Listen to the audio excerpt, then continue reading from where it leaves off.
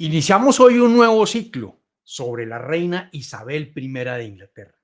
Es un momento adecuado para hablar de los reyes de Inglaterra. Estamos a 2 semanas de la coronación del nuevo rey Carlos III y es bueno darle una mirada, darle una revisada a quiénes fueron esos grandes monarcas, esos grandes reyes o en nuestro caso esas grandes reinas. Porque es que a los ingleses siempre que les preguntan quiénes han sido sus más grandes monarcas, por lo menos 3 mujeres van a aparecer en esta lista. Puede que le adicionen un Enrique V, un Enrique II, pero sobre todo siempre nos van a aparecer estas 3 mujeres. La recientemente fallecida Isabel II, la reina de más longevidad en la historia de Inglaterra, la reina Victoria y su famoso siglo XIX, la época victoriana, y quien nos empezará a ocupar a partir del día de hoy, la reina Isabel I de Inglaterra. Entonces iniciaremos este ciclo con 6 sesiones. La primera sesión, que es la del día de hoy, vamos a mirar esa joven princesa Isabel, una pobre joven traumatizada, sin madre. Su madre ha sido asesinada por su padre, con 3 madrastras, con una pésima relación con sus hermanos, con unas grandes dificultades y una gran soledad que hará llevar a su reinado a unos límites diferentes de lo que se estaba esperando en ese momento.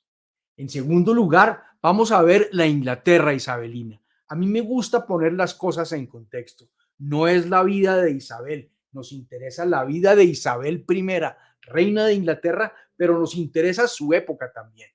¿Cuál era la época? ¿Cómo era la Inglaterra que había dejado su padre? ¿Cómo era la Inglaterra que habían heredado después de esa sangrienta batalla, guerras de las rosas que habían luchado unos y otros para quedarse con la corona? Entonces nos interesa conocer cómo era esa Inglaterra. Y en la tercera sesión nos interesa conocer la Europa, porque es que Europa era un invento hasta el momento que los ingleses no conocían. Su padre, el padre de Isabel, Enrique VIII, es el primero que logra meterse un poco más en Europa y entender un poco más Europa. Él no lo entendió muy bien, pero su hija Isabel sí. Y las alianzas y las relaciones que forjará en Europa durante los años, durante el siglo XVI, serán fundamentales para la historia de Europa y para la historia de la humanidad. Hoy terminaremos en el día en que muere la reina María Tudor, la famosa Bloody Mary, hermana de Isabel II, quien a partir de ese momento es la nueva reina de Inglaterra. Y por lo tanto, en la cuarta sesión vamos a ver el largo reinado de Isabel I de Inglaterra. Largo, larguísimo reinado y que impactó absolutamente todo. Tuvo impactos en el tema económico, en el tema religioso, en el tema social, en el tema político, en el tema de las relaciones internacionales, en el tema militar, es decir, en absolutamente todos los temas en la formación de la Inglaterra y la Europa. Miraremos 2 capítulos adicionales. El quinto específicamente vamos a mirar la relación, la difícil, tortuosa relación entre Isabel I, primero la princesa Isabel y después la reina Isabel, y su prima María Estuardo, que terminará, como ustedes ya saben, en que Isabel terminará mandando a matar a la reina de Escocia, María Estuardo, su prima hermana. Entonces, en un solo capítulo miraremos esa relación, que no es solamente la relación de Isabel y María Estuardo, sino que es toda la relación entre Inglaterra, Escocia y Francia, porque María Estuardo es mitad Francia, mitad Escocia. Y el sexto, uno de los capítulos más importantes en la historia de Inglaterra, la famosa Armada Invencible, aquella armada de Felipe II que por órdenes del Papa quieren invadir Inglaterra para sacar a esa hereje Isabel I de la corona e instaurar un reino católico. Y los españoles arremeten contra Inglaterra en la famosa invasión de la Armada Invencible, a la cual dedicaremos un capítulo. Entonces arrancamos con nuestra joven princesa Isabel. La princesa Isabel, para ponerlo en contexto, es la segunda de las hijas de Enrique VIII, quien va a tener tres hijos legítimos y uno ilegítimo, y todos van a aspirar a la corona de Inglaterra. Esta, Isabel I, es la hija de Enrique VIII y la segunda de sus esposas, Ana Bolena. Es que Enrique había tenido hasta el momento una vida que había empezado siendo muy tranquila, una vida que finalmente en el matrimonio de Enrique con Ana Bolena logra cambiar absolutamente toda la historia de la religión en Europa y cambia la historia de la religión en Inglaterra, naturalmente. Porque era que lo que se estaba esperando acá era que Enrique en su primer matrimonio, en una gran alianza y en un gran juego político que hacen sus padres, casan a Enrique con la hija de los reyes católicos, porque los Tudor querían jugar un papel muy importante en Inglaterra, en Europa. Y casar a una hija casar a un hijo con la hija de los reyes católicos, eso solo lo habían logrado los flamencos. Eso no lo habían logrado sino los flamencos y los portugueses, que tenían unas políticas internacionales muy claras. Entonces lo que se esperaba es que se continuara un sendero católico en el matrimonio entre Enrique VIII católico y Catalina de Aragón, la hija menor de los reyes católicos de España, Fernando e Isabel. Pero no fue así, porque Enrique se enamoró locamente de otra mujer en la mitad del camino. Y ni siquiera digamos en la mitad del camino, en la sexta parte del camino, porque vendrán seis mujeres como estas que ocuparán el trono de reina de Inglaterra. Pero nos concierne a Ana Bolena, porque Ana Bolena es la que se atraviesa en la mitad entre Enrique y Catalina. Y en ese momento Enrique le pide al Papa algo que siempre se había pedido naturalmente y que todos los reyes de Europa habían solicitado en algún momento al Papa. Una dispensa para anular su matrimonio. Simplemente quiero arrancar o por motivos de amor o por motivos políticos, de dinastías, de alianzas, quiero arrancar una nueva relación matrimonial. Y el Papa siempre concedía esos permisos. No había problema para esos permisos. Y cuando Enrique se enamora de una de sus cortesanas, pide el permiso al Papa, el Papa se lo niega por una sencilla razón. Es que hasta el momento nunca le habían pedido al Papa que anulara el matrimonio de una tía del emperador del Sacro Imperio Romano, porque Catalina era tía de Carlos V, el emperador del Sacro Imperio Romano. Y en eso sí el Papa dijo, yo sí no me meto, no quiero meterme en ese problema familiar. Y el Papa dijo, no autorizo. Y entonces Enrique dijo, pues si yo no puedo mandar sobre la iglesia en Inglaterra, no estoy haciendo nada. Y a partir del momento me declaro jefe de la iglesia en Inglaterra, no de Inglaterra como le hemos aclarado en varias oportunidades, sino me declaro como jefe de la iglesia en Inglaterra. Seguimos siendo con los del Papa, pero el jefe de la iglesia en Inglaterra soy yo. Y serán sus hijos, especialmente su hijo, cuando muera Enrique VIII, el que tendrá los primeros pasos en una Inglaterra de una iglesia protestante. Porque Enrique es católico y Enrique muere católico y es jefe de la iglesia en Inglaterra. Entonces, Enrique toma la decisión de que el Papa, que no le ha anulado su matrimonio, él simplemente va a tomar la decisión de casarse y se casa con Ana Bolena, con quien se ha enamorado locamente en 1533, simplemente porque Ana Bolena ya está embarazada.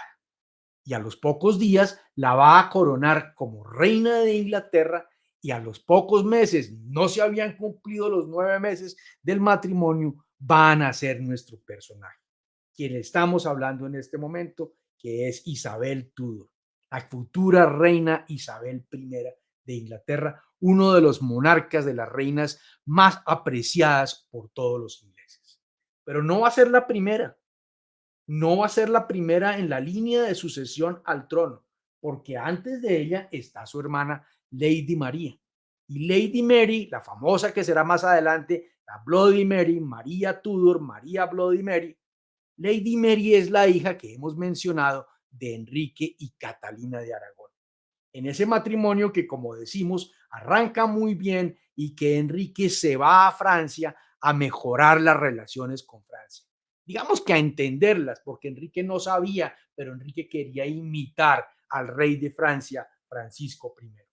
Y se va y nombra a uno de sus mejores diplomáticos como embajadores para que le organicen este gran festín, que era un bazar, una fiesta, una juerga, había toda clase de eventos literarios, culturales, deportivos, militares, gastronómicos, que fue el campo de la tela de oro en terreno francés.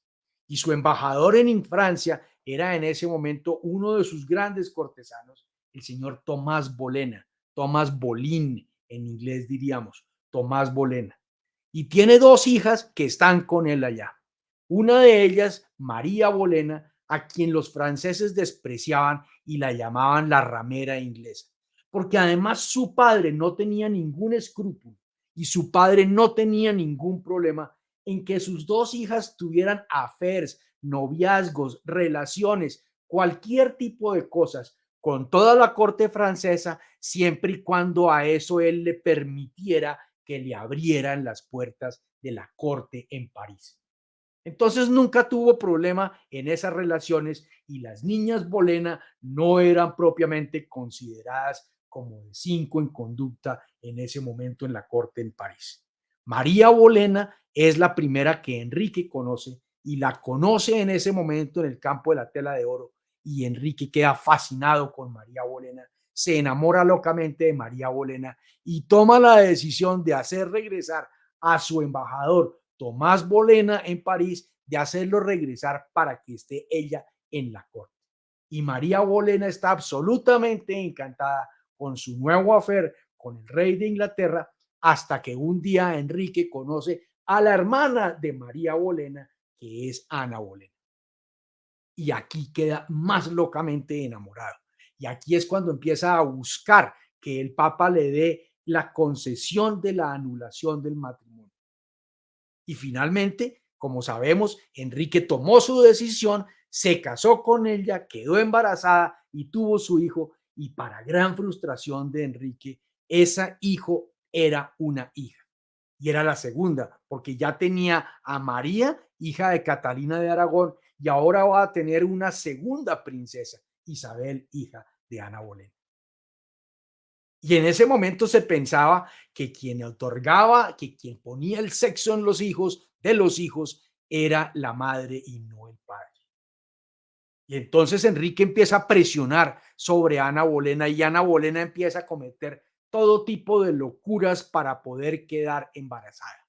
El rey no la visitaba en sus habitaciones, el rey ya estaba cortejando otra mujer en ese momento y en cambio entonces empieza Ana Bolena a buscar por dónde quedar embarazada con un hijo varón y tiene un affair con su hermano Jorge, George Bolena, y tiene otro affair con otros cortesanos, mientras que el rey de Inglaterra está teniendo en ese momento una relación con una de las cortesanas, con Jane Seymour, una de las cortesanas de Ana Bolena y que había sido cortesana también de Catalina de Aragón. Cuando Enrique se entera que su mujer, Ana Bolena, le está siendo infiel y que además está cometiendo el delito de incesto, la manda a arrestar. La manda a arrestar y va a tener con ella unas grandes consideraciones. No la va a ejecutar como a cualquier persona. Va a traer de Calais, del territorio francés, va a traer el mejor decapitador que existía en el territorio francés. La decapitación se demoró varios días porque no pudo atravesar el Canal de la Mancha y tuvieron que postergar ese momento de la decapitada de Ana Bolena, porque era buscar la manera en que pudiera ser la forma más sencilla de poder ser decapitada y que Enrique pudiera pasar a la historia como un hombre magnánimo en la muerte de sus esposas. Muerta su esposa, Ana Bolena, decapitada Ana Bolena, al día siguiente literalmente, se va a casar con esta cortesana, Jane Seymour, que le va a hacer el milagro que Enrique necesitaba. Le va a dar un hijo. y ya Enrique queda solucionado. Tener un solo hijo no es una gran cobertura. En épocas de enfermedades, en épocas de grandes problemas, tener un hijo único no era lo ideal. Había que tener varios. Pero bueno, ya habíamos tenido un hijo. Y este será el futuro Eduardo Príncipe de Gales, que será el futuro Eduardo VI, rey de Inglaterra.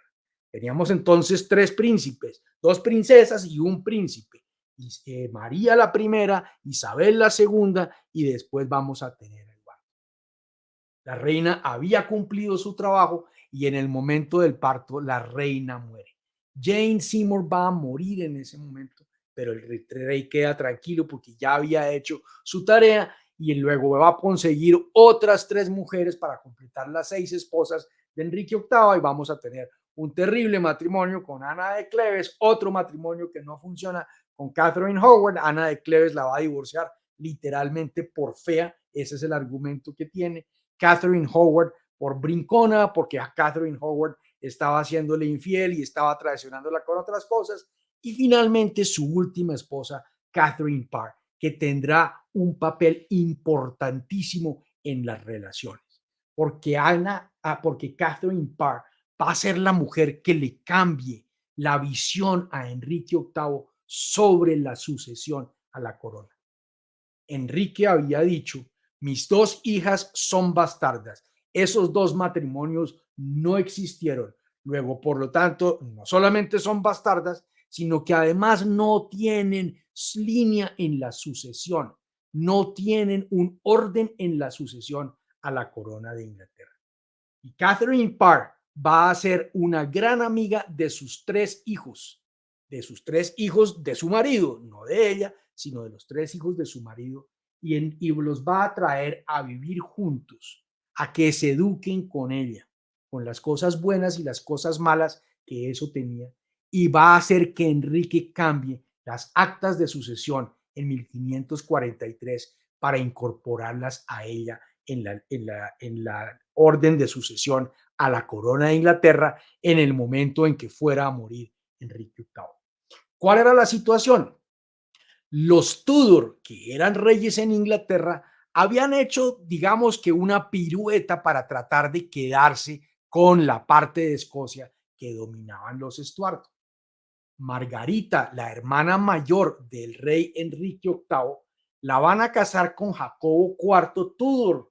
Jacobo IV Estuardo, perdón. Jacobo IV Estuardo de Escocia, la van a casar de tal manera que eso les permitiera que los Tudor se metieran dentro del territorio de los escoceses, de los Estuardo, y se quedaran con esa corona.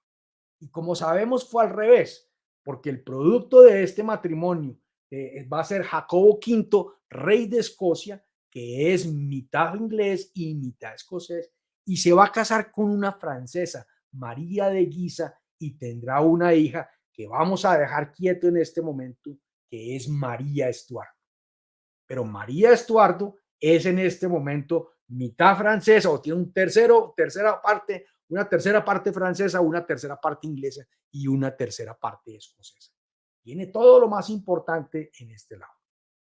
Y del otro lado, Enrique se va a casar primero con Catalina de Aragón y tiene una hija, María Tudor. Después se va a casar con Ana Bolena y tendrá otra hija, Isabel, y después Jane Seymour, como lo hemos visto, con quien tendrá su hijo Eduardo. Y tiene otra hermana más, María Tudor, otra María Tudor, a quien había casado en primeras nupcias con el rey de Francia para tratar de mejorar las relaciones con los franceses. Y hay toda clase de rumores. Parece ser que María, quien era mucho menor que el rey de Francia, lo asesina para poder liberarse de ese matrimonio y casarse con su verdadero amor, que era Charles Brandon, uno de los grandes amigos del rey Enrique VIII. Y con María y Charles Brandon vamos a tener unos herederos a la corona. Ellos serán los padres de Francis Brandon, que se casará con el señor Henry Grey, y tendremos tres hijas que las vamos a dejar quietas en este momento. Jane Grey, Catherine Grey y Mary Grey. Las tres hijas Grey que son parientes del rey de Inglaterra y que de alguna manera están lejanas, pero pudieran estar en la línea de sucesión.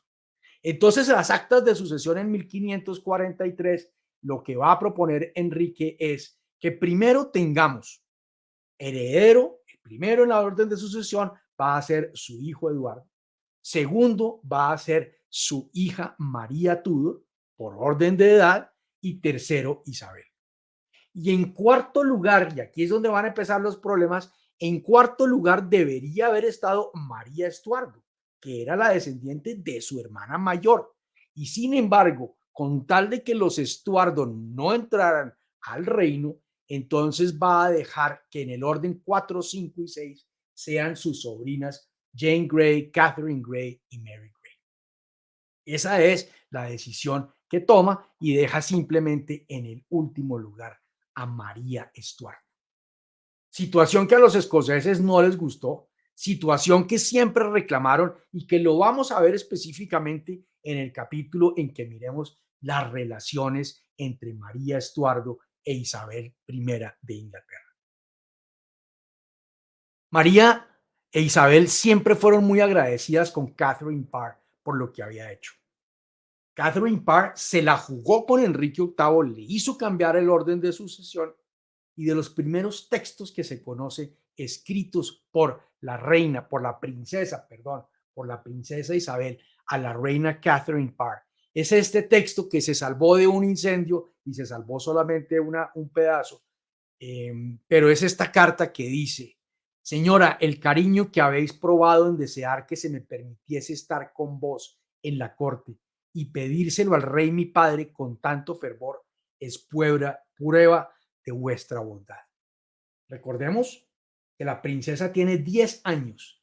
Revisemos el estilo en que escribe, revisemos el italiano en que está escribiendo, le escribe en italiano, y revisemos la ortografía, revisemos también el estilo, la letra en que escribe esta joven princesa. Tan grande señal de vuestra ternura por mí me obliga a examinarme un poco, a ver si encuentro en mí algo que lo merezca, pero no encuentro más que un gran celo y devoción al servicio de vuestra majestad. Pero como ese celo no ha sido puesto en acción para manifestarse, bien veo que es solo la grandeza de la grandeza de alma en vuestra majestad la que hace que me hagáis este honor. Y esto redobla mi celo por vuestra majestad. Puedo asegurarle también que mi conducta será tal que nunca tendrá motivos para quejarse de no haberme hecho el honor de llamarme. Por lo menos haré que sea mi constante cuidado, que no haga nada más que con el propósito de mostrar siempre mi obediencia y respeto. Espero con mucha impaciencia las órdenes del rey, mi padre, para la realización de la felicidad por la que suspiro y quedo con mucha sumisión, queridísima de vuestra majestad Isabel. Esto es una niña de 10 años. Una niña de 10 años que ha visto y que entiende que su madre ha sido asesinada por su padre. Esto es una niña que sabe que después de eso tiene un hermano y que su primera madrastra ha muerto. Esta es una niña que sabe que tiene un mundo complicado alrededor de ella porque la han mandado a uno de los múltiples palacios que tiene su padre alrededor de Inglaterra para que viva en compañía de algunas governors o institutrices que va a tener y que harán de ella una mujer absolutamente integral. Catherine Champernon es la primera de esas institutrices. Y Catherine Champernon es la que le va a enseñar italiano, le va a enseñar francés, le va a enseñar latín, le va a enseñar poesía, le va a enseñar a leer poesía, le va a enseñar a escribir. Va a tener un papel absolutamente fundamental en la vida de ella, esta señora Catherine Champernon. Y después, cuando muere Catherine, va a tener otro también fundamental, que es Roger Ascham, que en esta foto nos aparece, en este grabado, con Lady Jane Grey, su prima, quien es también una mujer, al igual que la princesa Isabel, una mujer leída, una mujer instruida, una mujer diferente a su época, que tiene una gran curiosidad por los temas del mundo, por la filosofía. Isabel le escribe una carta a su padre cuando tiene ella 12 años, le manda una carta, esta que están acá, no muestro el texto en español esta vez, pero esta carta que le manda es una carta en que le hace la introducción de unas oraciones, del libro de oraciones de Catherine Parr, que ella lo ha traducido al inglés. Es decir, tiene 12 años y ya es una traductora. Esta es una mujer fuera de serie. Todos sus textos, y de esto no conocemos de más reyes de Inglaterra, que tengan sus obras completas en 3 tomos. Tiene un libro, 2 libros dedicados a las traducciones que hizo y otra a sus obras, sus discursos, su correspondencia. La lectura de las cartas de Isabel nos muestra una mujer con una gran capacidad de escritura y con una gran profundidad literaria. Pues esta mujer, Isabel, la princesa Isabel, se ha metido a leer a Tácito, se ha metido a leer a Cicerón, tradujo los anales de Tácito al inglés y fue una mujer que siempre se destacó por todos los temas de cultura. No era el cuadro psicológico más adecuado, como veremos al final de esta sesión, por todas las cosas que le había pasado, pero eso le permitió tener la gran educación que había tenido por cuenta de esos tutores que tuvo y tal vez por nunca haber tenido la suerte de vivir con su padre, a quien admiró y quiso siempre, y que tuvo en los últimos momentos en su matrimonio con Catherine Parr una larga enfermedad, una triste enfermedad que hizo que finalmente el rey de Inglaterra, Enrique VIII, muriera en 1547, no sin antes designar a dedo a su hijo mayor, Eduardo, príncipe de Gales, para que fuera el rey de Inglaterra, y lo designa como nos muestra este cuadro en la alegoría de la Reforma. Aquí lo vemos ampliado, la manera en que fue señalado Eduardo como nuevo rey de Inglaterra. Y era lo lógico. Y su hermana Isabel lo acompaña. Y su hermana Isabel, quien tiene una gran amistad y una gran cercanía, lo va a acompañar porque Catherine Parr, la viuda del rey, se va a encargar de que la relación entre los 3 hijos de Enrique sea buena. Lo que sí no tuvo mucho cuidado Catherine Parr era en con quién se volvía a casar. Y Catherine Parr se casa con un tío del nuevo rey de Inglaterra, con Thomas Seymour. Recordemos que el nuevo rey, Eduardo VI, es hijo de Jane Seymour, hermano de este Thomas Seymour. Y pasan a vivir todos juntos y empiezan a tener una relación que fue una relación difícil y que en su momento nadie vio como algo grave, pero que finalmente a la lectura de hoy en día de esas circunstancias fue muy grave lo que vivió Isabel. Thomas Seymour termina casándose con Catherine Parr porque realmente estaba interesada en la hija de Enrique VIII con la que vivía Catherine Parr en ese momento, que era Isabel I de Inglaterra. Y mientras la niña tiene 14, 15 años, él la persigue, la acosa sexualmente. No sabemos, no se sabrá jamás hasta dónde pudo haber llegado. Sí sabemos que Isabel estaba molesta con lo que estaba sucediendo y Catherine Parr le parecía que era un juego inocente de su marido que quería consentir a esta niña. Le agregamos entonces un elemento aún más difícil para la juventud, para la adolescencia, que nos va a explicar un poco el por qué más adelante esa princesa Isabel, esa reina Isabel, no se quiso casar. Y buena parte tendrá que ver con nuestro amigo Thomas Seymour, que le generó todo un rechazo al matrimonio. Pero la amistad de ella con su hermano es muy grande. Le escribe una carta a la princesa Isabel al rey Eduardo VI, una carta, y hay varias, muestro una solamente, una carta hermosísima en que le dice el día que ella lo va a visitar, porque el rey está enfermo desde muy pequeño, el rey muere a los 15 o 16 años, y ella lo va a visitar y no lo dejan ver porque ya está muy enfermo. Y ella le manda una carta ese día que le dice, como un barco en tiempo tormentoso, que baja las velas en busca de mejores vientos, así lo hago yo, mi más noble de los reyes. Por la más desafortunada casualidad, mi alegría y mi comodidad, como las velas de un barco, han sido arrancadas este jueves pasado. Confío un día en que las olas molestas serán repelidas hacia atrás para que un viento suave me lleve adelante a mi puerto. En dos ocasiones principales me he sentido muy entristecida y afligida grandemente.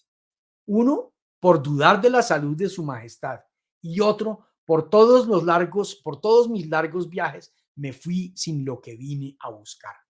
En primer lugar, me siento aliviada en parte por lo que ahora entiendo de su salud y también porque el alojamiento de su majestad está lejos de la cámara de mi señor marqués. De mi otro agravio no me tranquilizo, pero lo mejor es que cualquiera que sea la sospecha de los demás, no pretendo temer la buena voluntad de vuesa merced, que como sé, nunca se desarmó, por lo que confío en que me apoyaréis. Porque si no hubiera sido el deseo de vuesa merced que yo volviese, cuya voluntad es un mandamiento, no hubiera hecho la mitad de mi camino, el fin de mi camino. Por lo tanto, como alguien deseoso de saber de la salud de su majestad, aunque desafortunado de verlo, rezaré a Dios para que lo proteja. Desde Hartfield, este presente sábado, la humilde hermana de su majestad, Isabel. Es un texto hermosísimo. Es un texto de una niña que tiene 12 años, pero que tiene un estilo clarísimo de por qué está escribiendo y para qué está escribiendo las cosas. El rey muere. El rey Eduardo muere días después de esta carta. Y la sucesión que había impuesto Enrique era muy clara. Debía sucederla su hermana su hermana María Tudor, la famosa Bloody Mary. Pero las cosas no se nos van a dar de esa manera, porque estamos en la mitad de un gran problema que veremos en nuestra siguiente sesión, que es una lucha religiosa.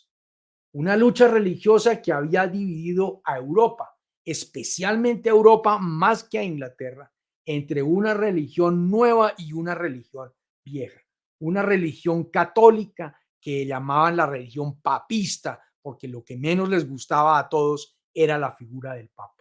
Y una nueva religión que era la protestante, que en el territorio europeo, especialmente en Francia y en Suiza, ya tenía unas formas diferentes y que en Inglaterra aún no había empezado. Pero sí era claro que la instrucción que recibe el nuevo rey recientemente fallecido, Eduardo VI, entre 1537 y 1553, es iniciar una nueva iglesia en contra de lo que su hermana María Tudor, que es hija de Catalina de Aragón y nieta de los reyes católicos, quería, por lo tanto, un gran catolicismo. Y ese gran enfrentamiento va a hacer que en la medida en que los protestantes entiendan que la muerte del rey Eduardo VI conduce directamente al fin del protestantismo y al inicio o al regreso del catolicismo. Y por eso lo que van a hacer es que le van a dar un golpe de estado a las pretensiones de María Tudor, a las pretensiones de los reyes católicos, a las pretensiones de los católicos en Inglaterra, y van a poner en el trono a una usurpadora, Jane Grey, la mayor de las hermanas Grey, que había sido designado en el cuarto orden de sucesión por el rey de Inglaterra.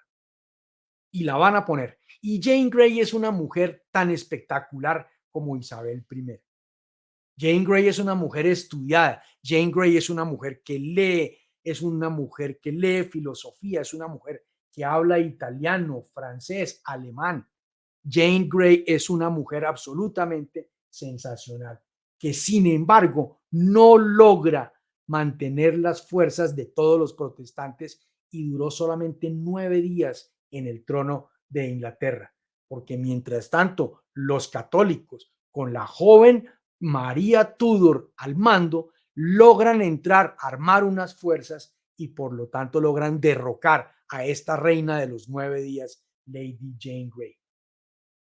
¿Qué es el papel que nos interesa aquí conocer? Nos interesa conocer qué hizo Isabel primera durante estos años, durante estos, perdón, no años, durante estos 9 días.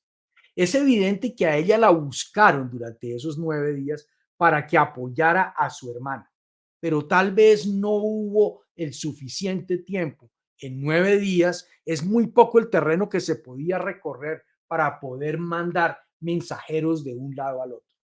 Lo que sí sabemos es que una vez salidos de Lady Jane Grey y que deciden arrestarla, le perdonan la vida en una primera instancia, que Lady Jane Grey se va a la cárcel y en su reemplazo va a entrar a Londres, va a entrar María Tudor y va a entrar del brazo de su hermana. Aquí las vemos a las dos en este hermosísimo cuadro del siglo XX, que son Isabel y María llegando a Londres, porque perdón, porque María quiso verse acompañada de su hermana. Yo no creo que por una razón tan sencilla como simplemente un afecto fraternal, sino simplemente porque a tus enemigos hay que tenerlos más cerca que a tus amigos. Y por esa razón, María va a llegar con Isabel a Inglaterra, a Londres, y se va a coronar entonces como la nueva reina de Inglaterra en el año 1553. Ya en ese momento Isabel tiene 20 años, y la diferencia de edad entre Isabel y María es grande. María ha nacido en 1516 y en 1533 ha nacido Isabel de Inglaterra. Entonces hay una gran diferencia de años entre los dos. María vuelve a reversar todo lo que su hermano había hecho en materia religiosa y vuelve a reinstaurar el catolicismo en toda su esencia.